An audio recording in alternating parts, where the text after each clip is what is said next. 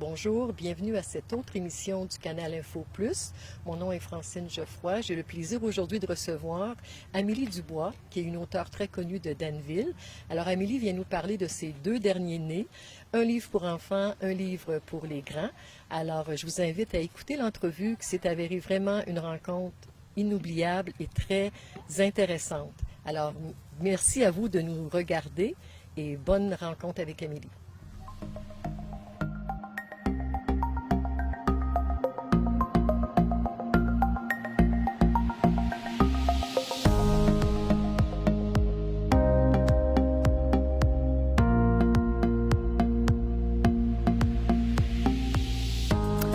Bonjour Amélie Dubois. Allô Francine. Ça me fait plaisir de te recevoir à Danville. Oui, à moi l'étang aussi. Burbank. C'est toi qui as choisi l'étang Burbank pour ton lancement? Oui. Est-ce qu'il y a une raison particulière?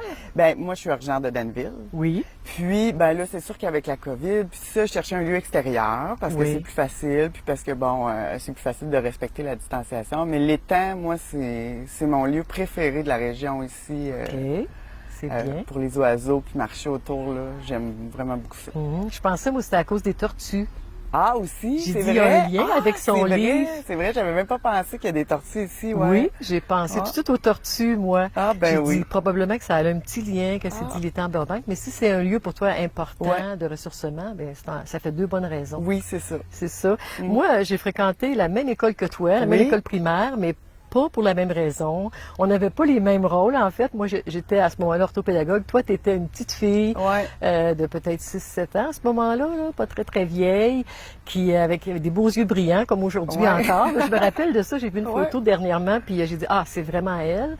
Puis je me souviens, tu avais été récipiendaire d'un prix littéraire de la Caisse populaire. Est-ce que tu t'en souviens? Je m'en souviens très bien. J'avais gagné un ballon. Un ballon. Un ballon de plage gonflable. Puis, oui, je m'en souviens très bien. Puis, je me souviens de l'histoire. Oui, c'est ça. C'était quoi l'histoire? C'était l'histoire d'un chat qui partait sur la Lune. OK. Donc, avec sa fusée, le chat partait sur la Lune. Mais bon, c'était très bref et pas du tout la même tâche d'écriture que ça aujourd'hui. Non. Mais je l'ai encore. Ah, tu l'as gardé. Nicole, ma mère, c'est ça. On a un livre, puis elle a gardé plein de choses, puis de tous les niveaux scolaires. Puis ça, c'est en première année, là, dans ma pochette. Ah, mais c'est bien ça. Puis par la suite, tu es allée étudier comme psychocriminologue. Oui. Ça, c'est un métier que je vais dire franchement, je connaissais pas. C'est très rare, en fait.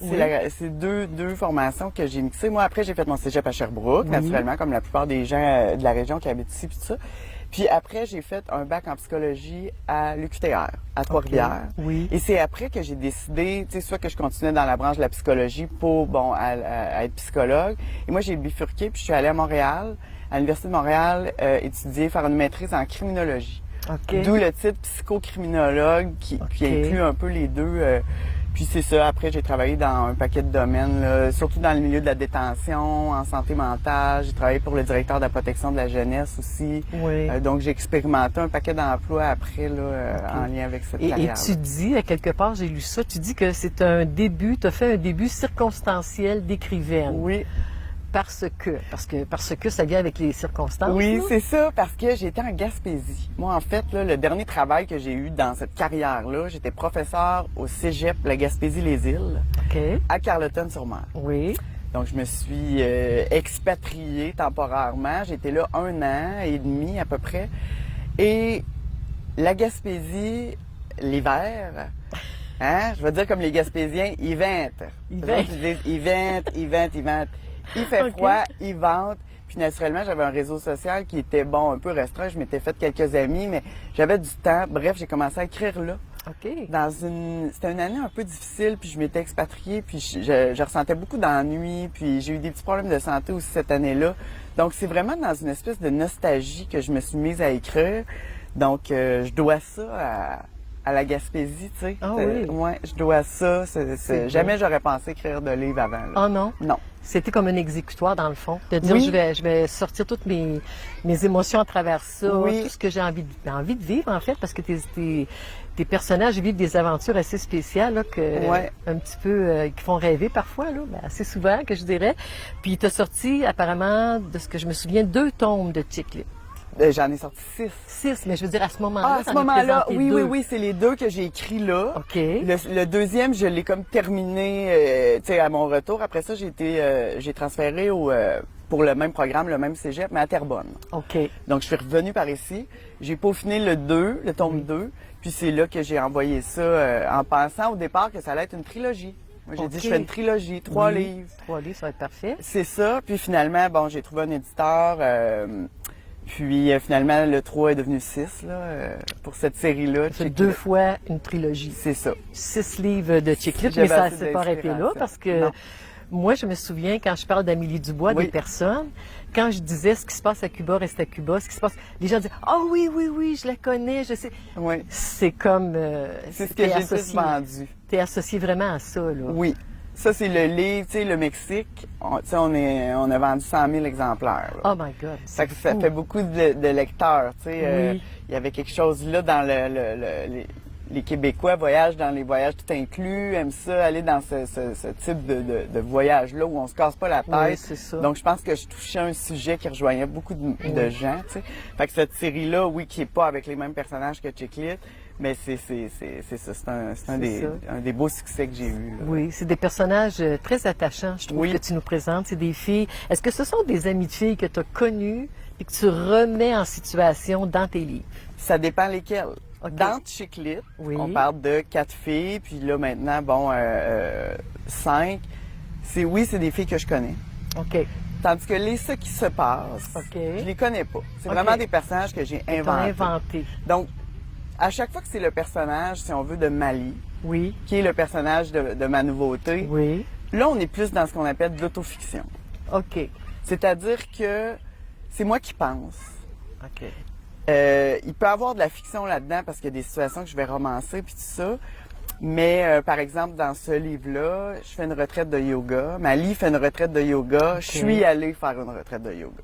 OK. Pour l'expérimenter. Et je puise le livre à partir de ça. Tu sais. OK, c'est donc, bien. Ouais. On va prendre quelques minutes pour nous permettre de voir les livres, quelques livres en tout cas que tu as écrits et ta nouveauté aussi. On va regarder ça. On va revenir tout de suite après.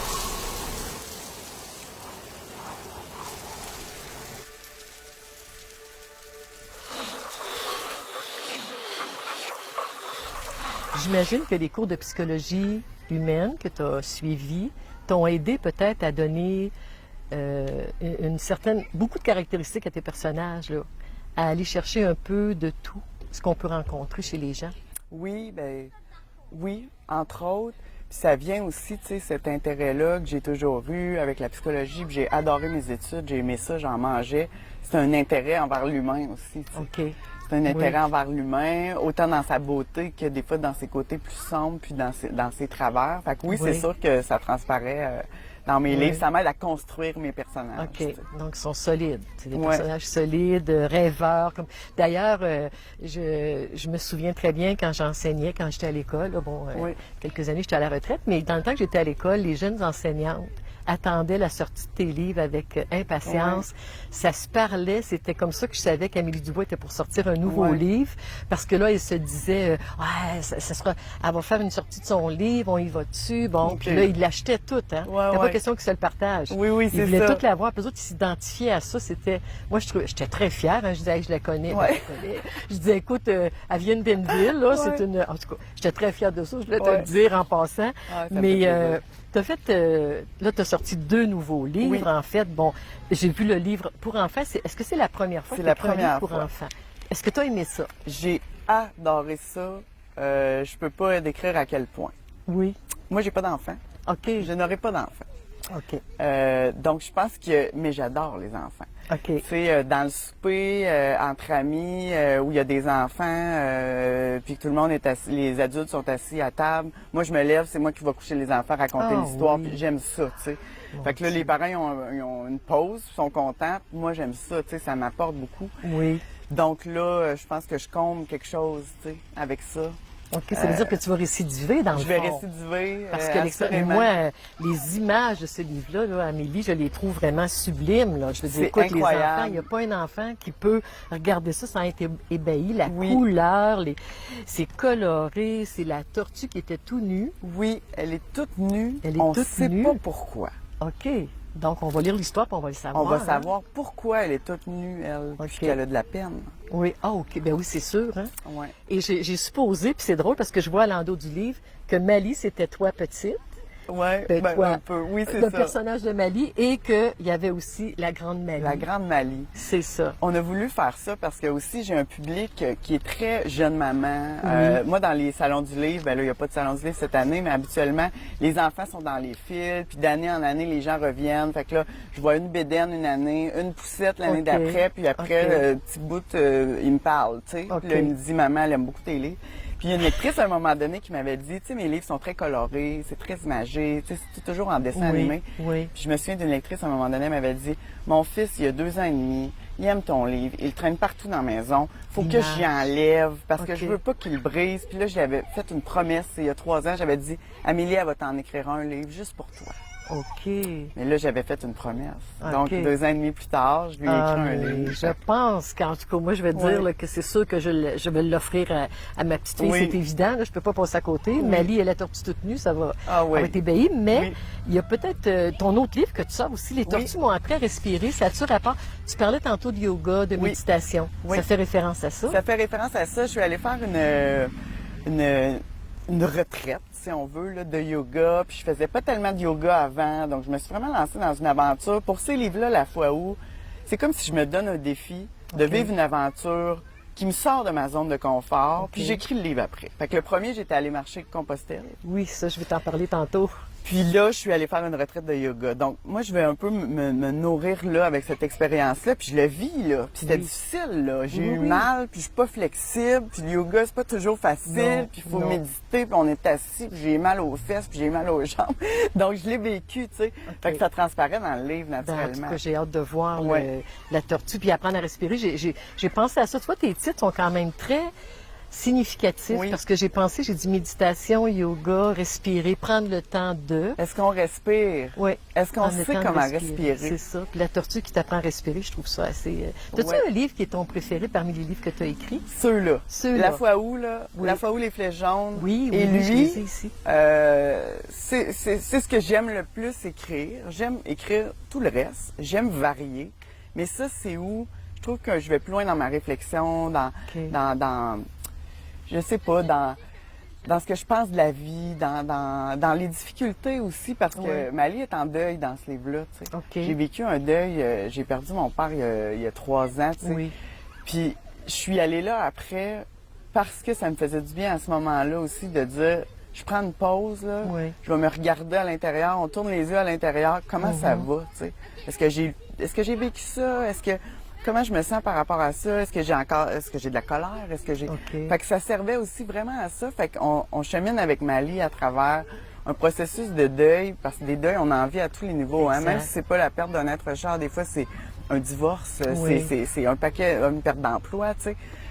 Fait que je pense que le deuil, il y a un processus, il y a une roue qui se ressemble. Fait que les gens vont cheminer avec elle. Il y a un peu de Compostelle là-dedans aussi. Tu as fait Compostelle 2 fois plutôt qu'une. Oui, mais pas dans celui-là. Pas dans celui-là. Vraiment dans C'était les dans flèches l'autre, jaunes. oui, parce que tu as un livre qui parle de Compostelle, c'est vrai. La fois où j'ai suivi les flèches jaunes. Les flèches jaunes, OK. Oui, parce que c'est vrai, tu as fait 2 fois Compostelle. Oui.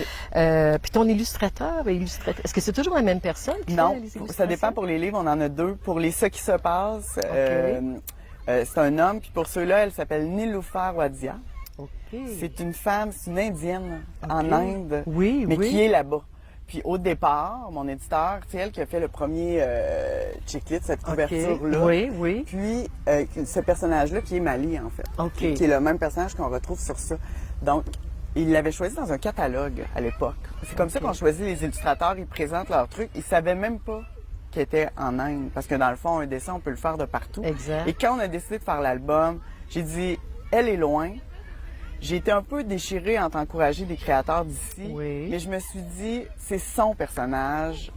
C'est elle qui l'a créé. On n'a pas le choix. On lui a demandé l'album. On lui a comme donné un droit de premier refus. Ça aurait pu qu'elle nous dise non. Mais elle fait des livres pour enfants en Inde. Donc, c'était parfait. Et je suis tellement contente. La collaboration avec elle...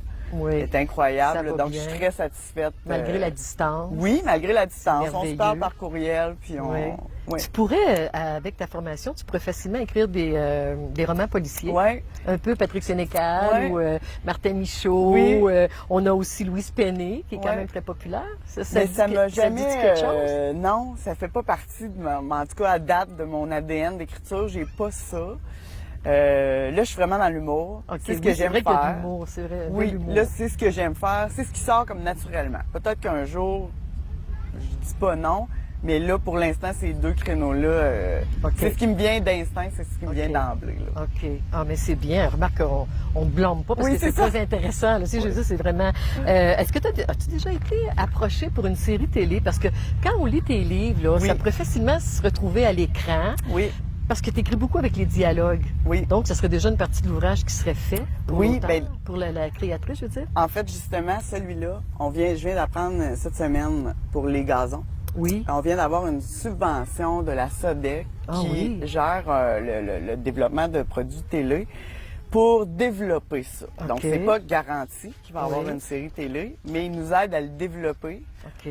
Ça, c'est comme écrire un peu une présentation puis des scénarios pour ensuite aller le présenter à un diffuseur. Elle a essayé de charmer un diffuseur. Okay. Bon, Radio-Canada, TVA, peu importe, le Canal Vie ou peu importe, pour qu'eux, dans le fond, veulent embarquer dans le projet. Okay. C'est juste vraiment la première étape, ça ne garantit pas, mais on embarque dans cette aventure-là. On vient de le savoir la semaine dernière. Donc, c'est une bonne nouvelle, une primeur. Oui. Mais en tout cas, on va se croiser les doigts. Oui, j'aimerais beaucoup ça, voir justement ton émission à la télé, ta série à la télé. Puis, il y a aussi, je me demandais, comme tu voyages beaucoup, sac à dos, tout ça, mais là, avec la COVID, c'est un petit peu plus difficile, j'imagine. Tu vas plus te confiner, on reste t'habiller en mou pour pouvoir écrire. C'est ce que tu disais. J'aime beaucoup être en mou et écrire. J'imagine que les pays que tu as visités, est-ce qu'il y en a un qui t'a plus attiré qu'un autre? Dans les pays que j'ai visités, moi, je suis une fan de l'Inde. T'expatrier, là? Ah, m'expatrier, non, je m'expatrie. Mais mon pays préféré à visiter, c'est l'Inde. Okay. J'ai vraiment une fascination. Donc, c'est drôle que l'illustratrice soit indienne. Je suis allée 3 fois en Inde et j'ai beaucoup aimé ça. Mais m'expatrier, moi, je m'expatrierais pas nulle part. Non. C'est ici. Oui, moi, c'est le Québec. J'aime l'hiver. J'ai besoin du changement des saisons. Je suis une fille dans le mouvement. J'aime ça. Ce que ça nous apporte, le changement de saison, l'adaptation. Donc, je pourrais pas me passer de ça, je pense. Super. Oui. Ben nous, on est très contents que tu sois dans le coin ici, Marie-Bien. Mais ton auteur préféré, tu peux t'en dire un aussi? Amélie Nothomb. Ah oui? J'adore Amélie Nothomb. Peux-tu me nommer le type de livre qu'elle a écrit? Elle a écrit... Seigneur. Elle a écrit étant au Japon... Ah, OK. Je peux pas te... J'ai comme un blanc, là. Non, mais ça arrive hein, quand on... Oui. Mais de toute façon, je vais chercher à la bibliothèque, je vais jeter un coup d'œil. Amélie Nothomb, elle en a vraiment beaucoup. Puis, ça fait longtemps que je ne l'ai pas lu. D'ailleurs, j'ai pas lu ces 2 derniers. Donc, je suis en retard, mais j'aime beaucoup ce qu'elle fait. Elle a fait des tout petits livres. Puis, elle en a beaucoup. Donc, j'aime beaucoup son style, son humour. Ah, ben c'est bien. Ah, ben, je veux dire, t'en as aussi beaucoup d'humour dans tes romans. C'est vraiment de l'humour là, bien choisi, bien amené. Ben, sais-tu, il y a une chose qui m'a frappée, Amélie. Dans celui-là, ici, j'ai vu que tu avais une dédicace qui était pour ton père. Oui. Puis moi, Jean-Pierre, je l'ai connu. Je sais c'est qui, Jean-Pierre, qui était tellement un homme formidable. Ta mère aussi, d'ailleurs, t'as des parents. T'as été vraiment choyé. Puis je me dis, Jean-Pierre, quand j'ai lu ça, ça m'a fait quelque chose parce que j'ai dit ça, c'est vraiment Jean-Pierre de dire, bon, t'appeler son écrivaine. Mon écrivaine, il m'appelait de même. Mon écrivaine. Quand j'ai vu ça, j'ai dit, ça, c'est le style à Jean-Pierre. On va trouver quelque chose pour la taquiner. Parce qu'en fait, il n'y a pas de féminin. Ben là, on dit maintenant écrivaine, mais c'est un mot pour les hommes consacrés. C'est écrivain, puis une femme, on l'appelait écrivain de toute façon. C'est ça. Mais c'est ça. C'est un petit clin d'œil. Oui, c'est un clin d'œil, puis c'était le premier livre qui mettait en vedette un homme. Donc, ben oui, c'est vrai. Alexandre, je pense que ça s'appelle. Oui, Alexandre. Donc. En tout cas, moi, je trouve que c'est un beau clin d'œil. Alors, moi, je vais te demander, pendant le temps que je vais faire mes saluts au Canal Info, je vais te demander de nous autographier, de nous signer 2 livres pour la bibliothèque de Danville. Parce que je veux dire aux auditeurs qu'on va avoir 2 beaux livres d'Amélie. D'ailleurs, on en a plusieurs. J'en ai juste quelques-uns. Puis, on va les offrir à nos abonnés qui puissent venir les lire puis savourer ce que tu écris. Je te remercie. Parfait. Je te souhaite ça encore plaisir. Plusieurs années en mou pour pouvoir écrire. J'espère te revoir encore pour une autre création. Bon, Merci mais ça m'a beaucoup, fait Amélie. plaisir. C'est moi qui ai eu le plaisir. Alors, je laisse Amélie signer nos 2 livres et puis je remercie les gens d'avoir bien voulu écouter l'entrevue avec Amélie Dubois. Puis je vous incite à aller voir ce qu'Amélie écrit. C'est vraiment quelque chose de relaxant, de formidable, quelque chose qui nous amène dans un autre petit monde là, qui est très heureux de ces temps-ci. Merci beaucoup. À la prochaine.